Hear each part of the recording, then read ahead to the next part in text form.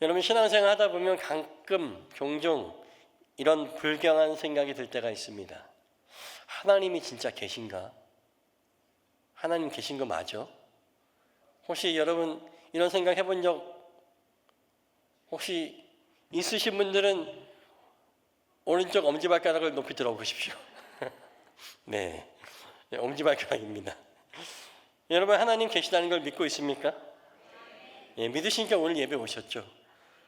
그리고 우리가 좋을 때는, 또 삶이 평안하고 형통할 때는 하나님이 살아계셔서 내 옆에서 운동력 있게 막 움직이시는 것처럼 느껴집니다.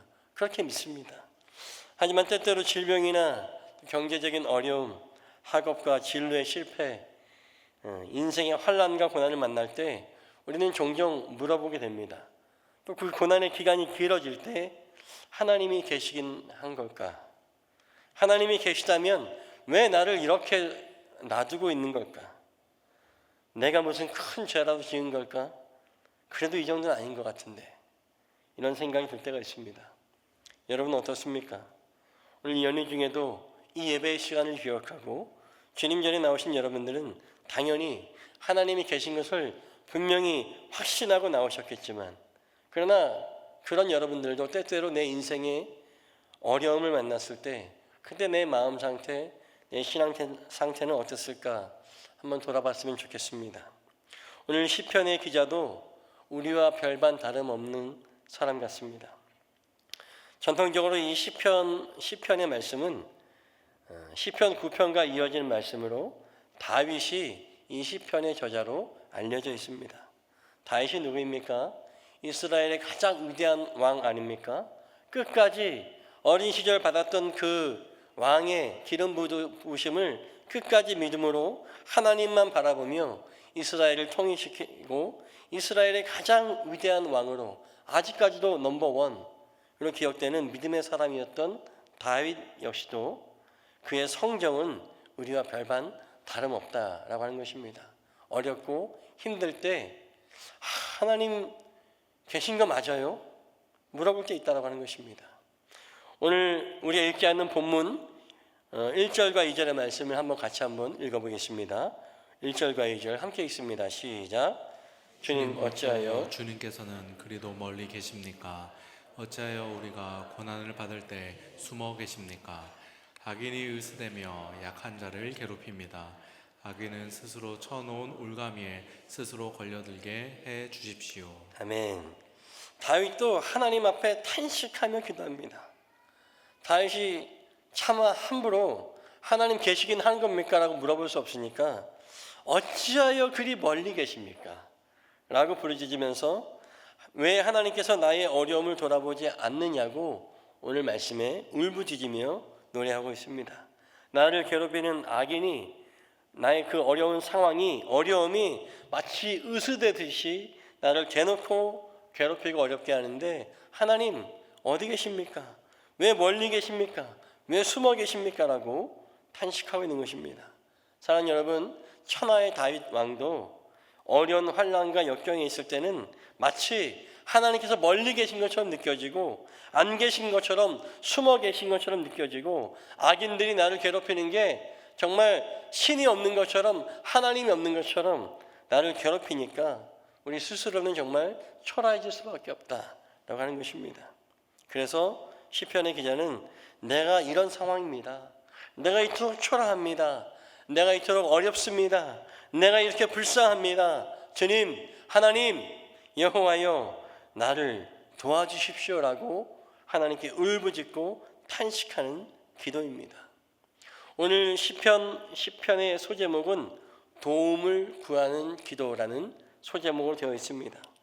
도움이 필요한 사람은 도움을 구해야 하고 하나님을 믿는 사람들이라면 응당 하나님께 도움을 구해야 할 줄로 믿습니다.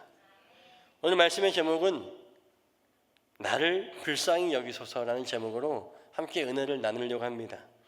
사실 이 제목은 오늘 본문 어디에도 나를 불쌍히 여겨달라는 말이 나와 있지 않습니다.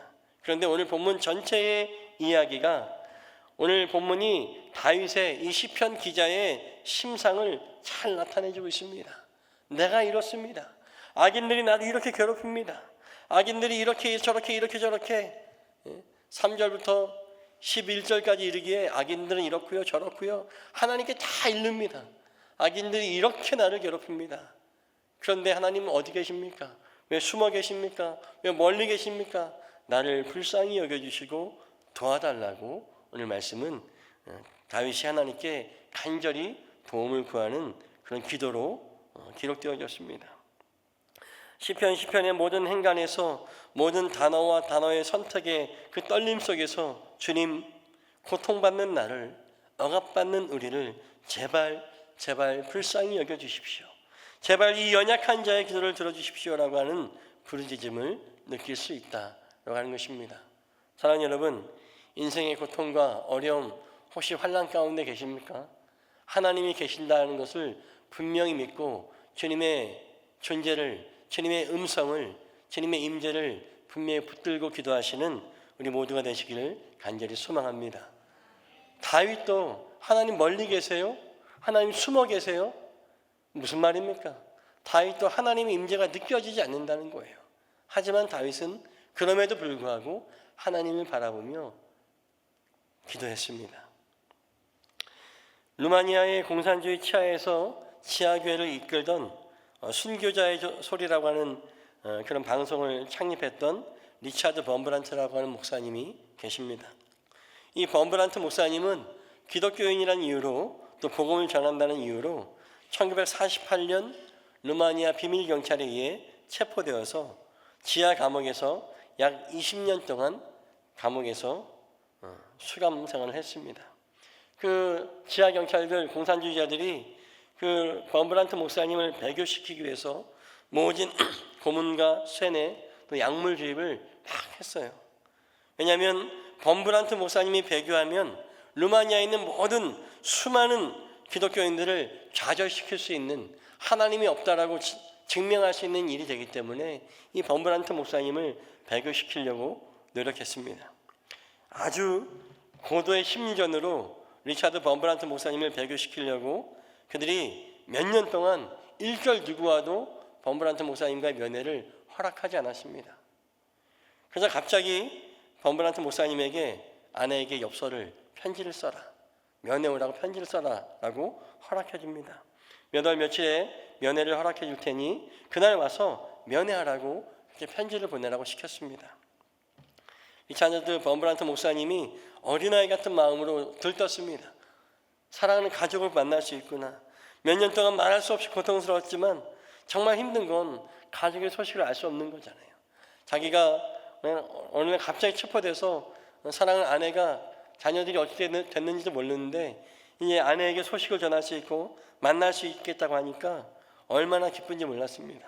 정성껏 아내에게 그 그리워하는 마음과 사랑하는 마음을 적어서 몇 월 며칠에 면회를 와라, 꼭 만날 수 있다라고 편지를 보냈습니다. 그리고 그날이 오기를 손꼽아 기다렸습니다. 그날이 되자 이제 안 하던 면도도 하고 할 수 있는 한 깨끗이 씻었습니다. 그리고 웬일인지 교도소에서도 새 옷도 주고 새 속옷도 주어서 갈아입고 아내를 만날 준비를 하고 있었습니다. 그리고 그 감옥 방에 앉아서 면회, 몇 번 면회라고 나오면 딱 면회를 나갈 준비를 하고 기다리고 있는데 하루 종일 면회란 얘기를 하지 않는 겁니다. 그날따라 같은 방에 있는 다른 동료 죄수들은 누구 면회 하면서 다 나가는데 자신의 이름은 불러주지 않는 거예요. 하루 종일 자기를 찾는 그 소식이 없었습니다. 왜 그럴까요? 사실은 그 교도소 당국에서 일부러 범브란트 목사님에게 거짓말한 거예요. 엽서를 아내에게 보내지 않았던 겁니다. 그리고 모두가 면회를 나가서 아무도 없이 홀로 감옥에 남았을 때 갑자기 그 감옥으로 방송이 나옵니다. 아무도 너를 기억하는 사람은 없다. 아무도 너를 사랑하는 사람이 없다. 이 말을 계속해서 반복해서 방송이 나옵니다. 말도 안 되는 거짓말을 하는 거예요. 근데 그 말도 안 되는 이야기를 듣는데 리차드 범브란트 목사님의 눈에 눈물이 흐릅니다. 자기도 모르게 한스러운 마음에 그냥 울고 있습니다. 내가 아내에게 그렇게 사랑스러운 마음으로, 그리워하는 마음으로 편지를 보냈는데 왜 안 오지? 그러다가 그냥 우는 정도가 아니라 나중에는 막 마음이 격해져서 대성통곡을 하고 울었습니다. 모든 면회 시간이 끝나고 동료 죄수들이 들어오는데 마치 누가 시키기라도 한 듯이 다 범브란트 목사님을 손가락질하면서 빈정거리면서 온갖 더러운 말로 모욕을 줍니다. 미안해는 집 나갔다. 딴 사람 만났다. 너 기억하는 사람 없다. 너는 이제 잊혀진 사람이다. 누가 시켰겠습니까? 교도소 간수들이 다 시킨 거죠.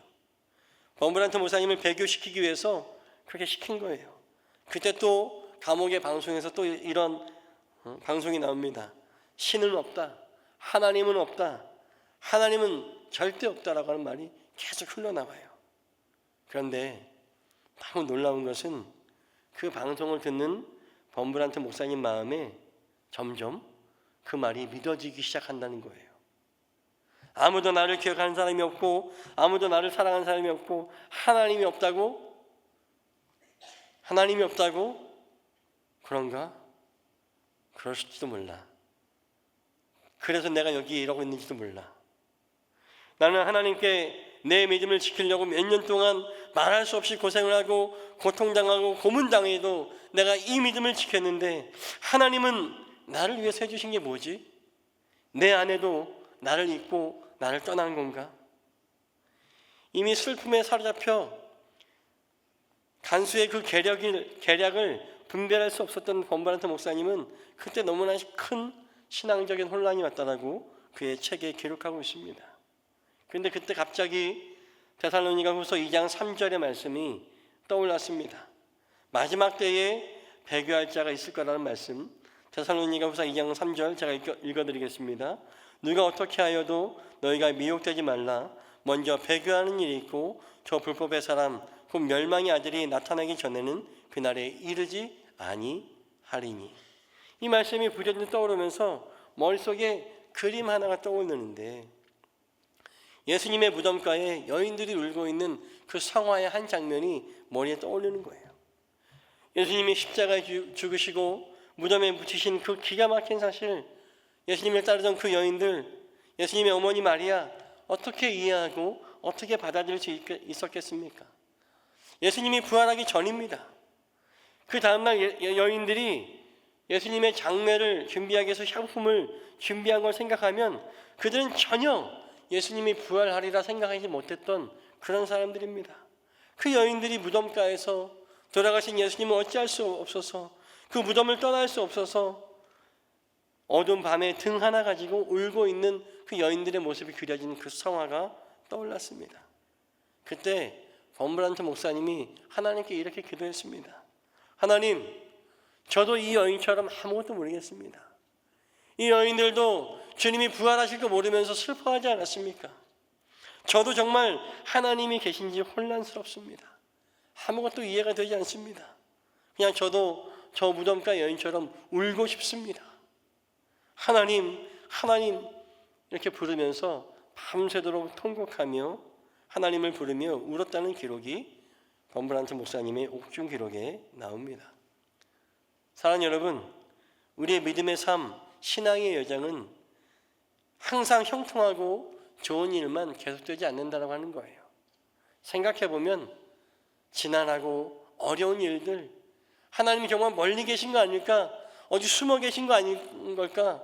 숨바꼭질 안 하셔도 되는데 이러한 상황들이 더 많지 않습니까?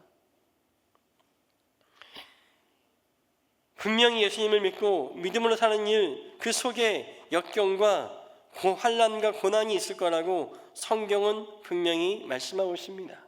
그것이 유혹으로 오든 핍박으로 오든 결코 좋은 일만 있는 것은 아니라고 성경은 가르쳐주고 있죠. 그럼에도 불구하고 우리는 그런 환난이 올 때 혼란스럽고 하나님이 계신 걸까? 라고 되묻기도 하고 탄식할 때가 많이 있습니다. 그래서 오늘 시편의 다윗도 그래서 그저 울고 있습니다.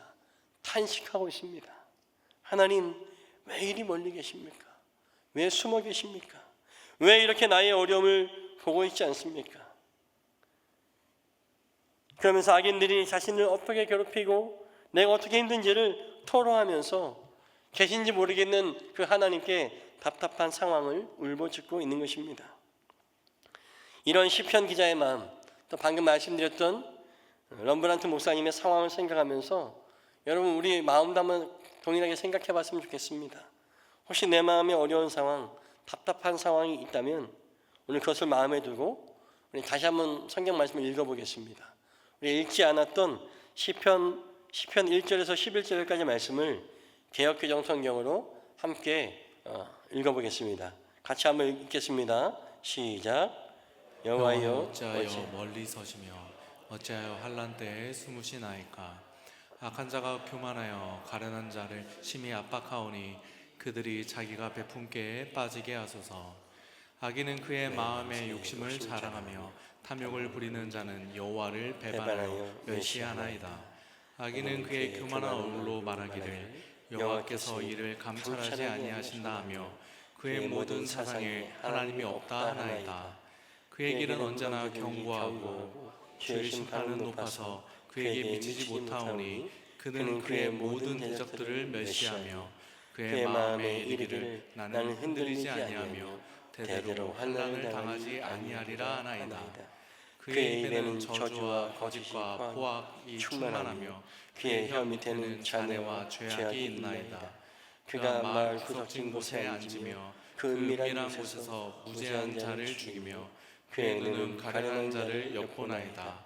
사자가 자기의 굴에 엎드린 같이 그가 은밀한 곳에 엎드려 가련한 자를 잡으려고 기다리며 자기 그물을 끌어당겨 가련한 자를 잡나이다.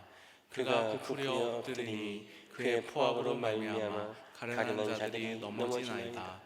그가 그의 마음에 이르기를 하나님이 이기셨고 그의 얼굴을 가리셨으니 영원히 보지 아니하시리라 하나이다.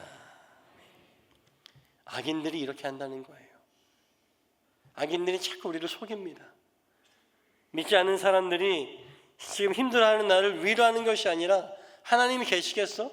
하나님이 계시면 너한테 이렇게 하겠어? 너 그렇게 열심히 교회 다녔는데 그렇게 열심히 헌신하고 봉사했는데 진짜 하나님이 살아계시면 네 열심히 했는데 이렇게 하시겠냐? 라고 악인들이 자꾸 하나님이 없다, 숨어 계신다, 너를 돌보지 않으신다 라고 속인다라고 하는 것입니다. 사랑하는 여러분, 우리에게도 때로 이런 어려움이 있지 않습니까? 그런 어려움이 닥쳐오지 않습니까? 혹여 말은 못하지만 지금 그런 어려움 가운데 계신 분도 있지 않습니까? 오늘 말씀과 같이 시편 10편의 말씀과 같이 하나님께 고발하며 울부짖으십시오. 오늘 시편의 말씀이 좀 어린애의 표현을 하면 하나님 얘 보래요. 얘가요 하나님 없대요. 이 하나님께 이르는 거 아닙니까? 하나님께 고발하십시오. 악인들이 나를 이렇게 힘들게 합니다. 믿지 않는 자들이 나를 이렇게 어렵게 합니다. 하나님 계시다면 나를 살려주십시오. 나를 도와주십시오. 나의 탄식을, 나의 기도를 들어주십시오 라고 울부짖으며 기도하는 우리 모두가 되시길 간절히 소망합니다. 환난과 역경이 있는데도 하나님 앞에 나와서 기도하지 않는 거, 여러분 그거 뭡니까? 내가 하나님이 계시다고 하는 최소한의 믿음마저 저버리는 거예요. 저 예전에 교회에서 교회 잘 나오다가 잘 안 나오시는 성도가 있어서 전화 신방을 했습니다. 집사님 요새 왜 안 나오세요? 했더니 지금 제가 어려운 형편이 있어서 이 문제만 잘 해결되면 다시 교회 나갈 겁니다. 제가 뭐라고 했습니다. 아니 어려운 일이 있으면 나오셔서 기도하셔야죠. 제가 그때 뭐라고 얘기했냐면 집사님 보험 왜 드세요? 보험금 열심히 들었으면 어려울 때 타먹는 거 보험 아니에요? 하나님께 열심히 기도하고 헌신했으면 어려운 일 있을 때 하나님 살려달라고 도와달라고 나와야 되잖아요. 제가 막 이렇게 나무랬던 기억이 있습니다. 여러분 하나님이 계시다는 것을 믿으면 어려운 일 있을 때, 괴로운 일 있을 때 더욱더 성전에 나와서 하나님 앞에 나와서 간절히 부르짖고 기도해야 되는 거 아니겠습니까? 무슨 체면을 차리겠다고 지금 형편이 어려우니까 제가 좀 어려우니까 나중에 나올게요. 아니요. 당장 나오셔야죠. 당장 나와서 하나님께 울부짖으며 탄식하십시오. 오늘 시편은 탄식시입니다. 하나님께 탄식하며 울부짖는 것이 잘못된 것이 아니라는 거예요. 힘든 일 있으면 탄식해야죠. 하나님 왜 이래요? 라고 하나님께 부르짖어야죠. 우리 옛말에도 하늘도 무심하시지 이런 푸념 섞인 말이 있지 않습니까? 아무런 믿음이 없는 사람도, 하나님을 알지 못하는 사람들도 이런 얘기는 합니다. 아이고, 하늘도 무심하시지, 저 어린 것을 어떻게, 저 아픈 사람은 어떻게 찌찌찌 이렇게 말하잖아요. 안 믿는 사람도 누군가 있다는 건 알고 있습니다. 하물며 하나님을 믿고 하나님을 아버지라고 부르는 우리 성도들은, 예수님을 나의 구원자, 나의 메시아라고 고백하는 그리스도인들은 하나님이 멀리 계신 것 같고, 하나님이 숨으신 것 같고, 예수님이 믿어지지 않는 상황이 닥친다 할지라도, 그럼에도 불구하고 우리는 하나님 앞에 나와서 하나님 앞에 울부짖고 탄식할 수 있는 우리 모두가 되시기를 주님의 이름으로 간절히 소망합니다. 제가 언젠가 한번 말씀드린 얘기 같은데요, 제가 2005년 10월 2일에 경기도 양주의 교회를 개척해서 목회 열심히 했습니다. 정말 맨바닥에 헤딩하듯이, 그 당시 결혼도 안 했는데요, 결혼도 안 한 총각이 어머니만 모시고 개척 목회 열심히 시작했습니다. 우여곡절 좌충우돌 시행착오 겪으면서 하나님께만 매달리며 목회를 하다 보니까 어느 순간부터 아무도 없던 성도가 한두 명씩 늘기 시작하더니 조금씩 성장하면서 커져가기 시작했어요. 처음 좁았던 14평 예배처소에서 2년을 버티고 이제 하나님께 조금씩 사람들을 보내주셔서 더 넓은 60평 예배처소로 옮겼습니다. 넓어진 건 좋은데 임대료랑 관리비가 엄청났습니다. 그 당시 매달 120만 원씩 들어갔어요. 월세가 100만 원, 관리비가 한 23만 원 정도 들어갔습니다. 성도들은 늘어가는데 아직 다 초신자들이 많아서 헌금 생활 열심히 하라고 강조하기가 어려웠어요. 그러니까 헌금은 늘 제자리인데, 밑바닥인데, 성전이 넓어진 건 좋은데 임대료가 너무 부담이 됐습니다. 근데 하나님께서 정말 지난번에 우리 연합성회 할 때 감독님, 안정균 감독님 오셔서 말씀하신 것처럼 기가 막히게 월세를 채워주셔서 밀리지 않고 다 내게 됐습니다. 그래서 하나님의 놀라운 은혜와 기적 체험을 경험하면서 재정적인 부분 날마다 달마다 채워주셔서 계속해서 목회를 이어나갈 수 있었습니다. 그래도 믿음이 부족해서 항상 월말만 되면 통장 잔고를 보고 또 보고 은행 가서 찍고 또 찍고 봐도 잔고가 올라오지 않는 거예요. 그렇게 가슴 졸였습니다. 어느 날 월말이 돼서 또 교회 임대료 100만 원, 관리비 24만 원 내려고 돈을 준비해서 은행에 가던 길이었습니다. 그날이 아주 제가 생생하게 기억이 납니다. 비가 온 다음 날 맑게 개인 햇살이 아주 따사로웠던 날이었어요. 너무 기분 좋게 상쾌한 마음으로 은행 가서 딱 돈을 입금하려고 주머니에 손을 넣었는데 지갑이 없는 거예요. 돈을 넣어둔 지갑이. 순간 가슴이 싸늘히 내려앉았는데, 아무리 생각해봐도 분명히 내가 지갑을 들고 나왔는데 돈을 잘 세가지고 지갑에 넣고 주머니에 넣은 것까지 기억나는데 왜 지갑이 없지? 그냥 헐레벌떡 집으로 뛰어가서 집을 다 확인했는데 없어요. 그래서 제가 집에서 그 은행까지 지나온 길을 계속 꼼꼼히 훑어보는데 지갑이 없는 거예요. 몇 번이고 아마 수십 번을 왔다 갔다 했던 것 같아요. 온몸이 땀이 범벅이 되고 제 얼굴에는 땀인지 눈물인지 다 범벅이 돼서 그 길을 샅샅이 뒤지는데 지갑이 보이지 않습니다. 가슴이 철렁 내려앉더라고요. 뭐 어디 변통할 때도 없고 뭐 어디 나가서 일할 때도 없고 그게 전부 다인데, 그래서 근처 있던 버스 정류장 벤치에 지쳐서 앉아가지고 좌절했어요. 하나님은 원망했습니다. 하나님, 어떻게 이럴 수가 있습니까? 하나님 이거 너무하신 거 아니에요? 이거 제 돈 아니잖아요. 하나님 성전 임대는 하나님 돈 아닙니까? 교회 임대료 낼 돈인데 이게 왜 없어집니까? 이런 마음이 들면서 정말 속상하고 억울한 마음이 들었어요. 막 그런 마음이 드는데 정말 눈물이 펑펑 나더라고요. 근데 그때 제 그 버스 정류장에 버스 타러 올려는 사람들이 다 큰 성인이 온몸이 땀범벅돼서 눈물을 흘리면서 흐느끼고 있으니까 이 사람이 이상한 것처럼 쳐다봤어요.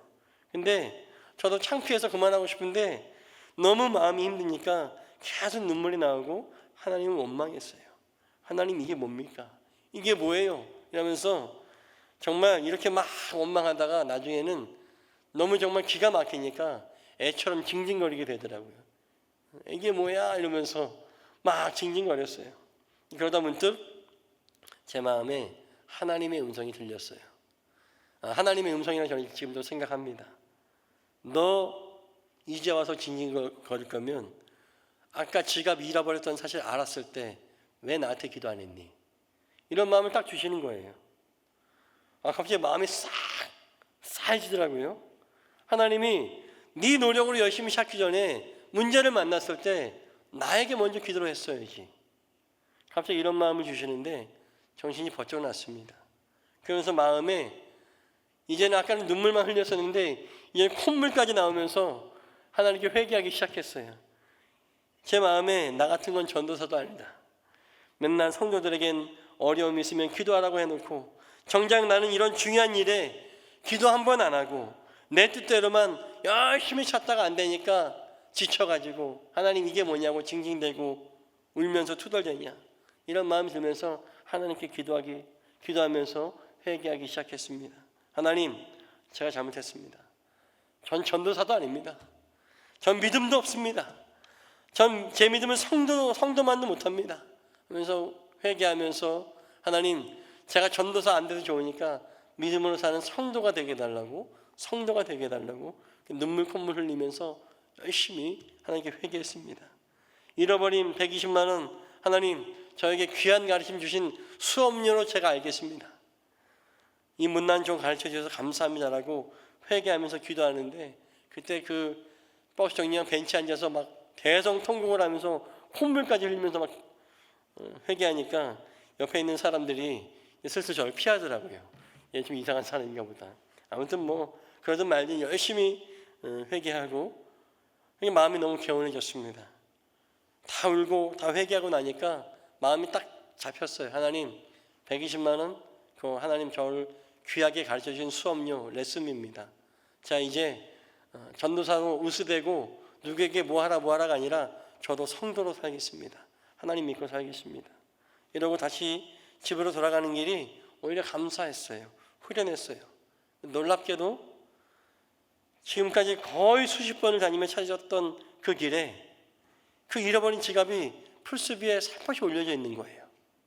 근데 그때도 그냥 포기했어요. 그럼 그렇지. 누가 옛날 말로 쓰리해 갔구나. 쓰리해서 돈은 다 빼고 지갑만 던져놨구나. 이것도 감사하지 하고 지갑을 딱 주셨는데 이게 웬일입니까? 지갑이 제가 돈을 넣어놓은 지갑 그대로 고스란히 있는 거예요. 이게 정말 지금도 이상한 일입니다. 거기를 특별히 그 구간에 분명히 빠졌을 거라고 생각해서 그 상가 옆에 있는 그 철망에 그 풀숲 잔디숲을 제가 정말 열심히 봤거든요. 제가 아직도 생생히 기억하고 이번에도 어머니 댁에 가서 그 구역을 보고 왔습니다. 바로 그 지역에 몇 번이나 봤는데 없었는데 거기에 지갑이 고스란히 있는 거예요. 또 너무 놀라고 감격해서 집으로 가던 길을 멈추고 교회로 가서 계단 위에 그 지갑 올려놓고 한참을 울며 회개하며 감사의 기도를 드렸던 기억이 있습니다. 그때부터 제 마음에 그래 먼저 성도가 돼야지. 전도사면 뭐하나 목사면 뭐하나 믿음이 없는데 성도가 되자. 믿음으로 살자. 믿음이 없으면 아무것도 아니지라고 하는 귀한 깨달음을 갖게 되었습니다. 그때 제 마음은 지갑을 잃어버렸을 때 마음은 하나님이 계시지 않는 것 같았어요. 하나님이 계시다면 어떻게 이 돈을 하나님 어떻게 이룰 수가 있습니까? 하나님이 계셨다면 내게 이런 일이 일어나겠습니까? 라고 말씀드렸지만 결국 하나님은 분명히 살아계셨고 그날 저를 가르치셨고 깨닫게 해주셨습니다. 하나님께 원망하고 울부짖었더니 하나님은 저의 기도를 들어주셨고 오히려 저를 가르쳐 주셨고 하나님께서 살아계시고 역사하신다는 사실을 저에게 알려주셨습니다. 할렐루야. 12절 말씀에 시편 기자는 이렇게 얘기합니다. 주님 일어나십시오. 하나님 손을 들어 악인을 벌하여 주십시오. 고난받는 사람을 잊지 말아 주십시오라고 탄원합니다.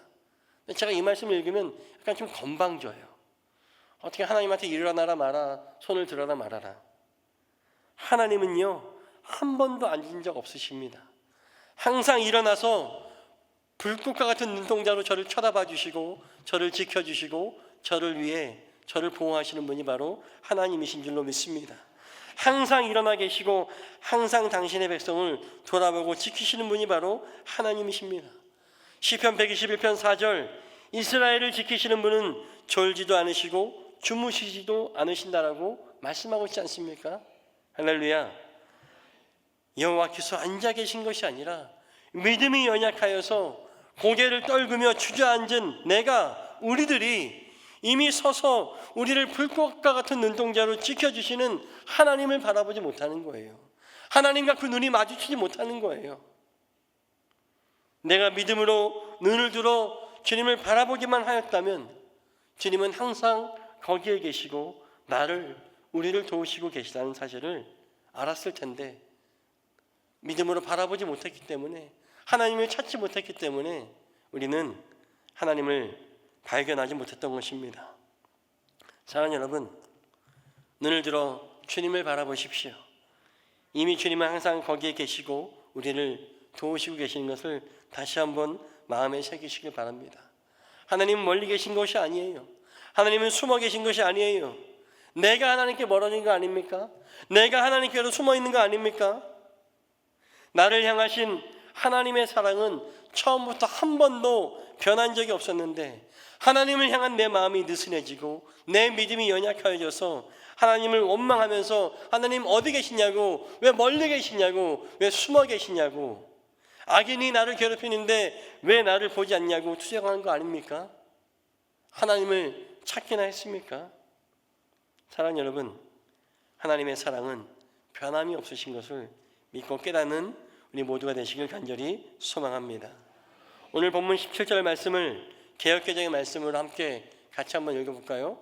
오늘 본문 17절 개역개정으로 말씀을 좀 띄워주세요.